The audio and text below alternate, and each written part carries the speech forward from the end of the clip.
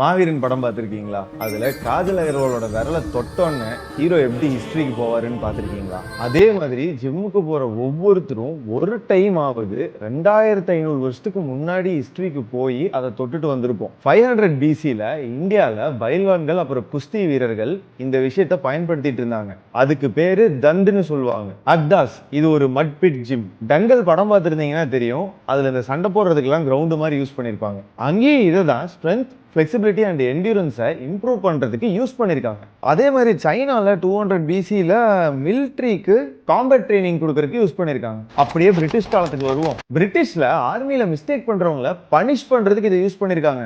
ஆனால் இந்தியன்ஸ் இதை மென்டல் ஸ்டெபிலிட்டிக்கான ஒரு ட்ரைனிங்காக யூஸ் பண்ண ஸ்டார்ட் பண்ணிட்டாங்க. காலங்காலமாக ரெஸ்லர்ஸ் இதை அழியாமல் பார்த்துக்கிட்டாங்க. இன்னும் போலீஸ் ஆர்மிலாம் வார்ம் அப்புக்கு யூஸ் பண்ணிட்டு இருக்காங்க. இவ்வளோ ஏங்க 2020 லாக்டவுன் வந்துச்சுல்ல, அப்போ ஜிம்மும் இல்லை, மிஷினும் இல்லை. கண்டிப்பாக நம்மள பல பேர் புஷ்அப்ஸ் பண்ணியிருப்போம். அப்பதான் நிறைய பேர் முதல் தடவையா ஹிஸ்டரியை தொட்டாங்க. புஷ்அப்ஸ்க்கு வயசு 2500க்கு மேல. அதை இந்தியாவில் ஃபர்ஸ்ட் தண்டால்னு சொல்லுவோம். ஒரு நாளைக்கு ஒரு 50 புஷ்அப்ஸ் எடுத்தா கூட போதும். டயட் சரியா இருந்தா உங்க ஹெல்த் உங்க கையில.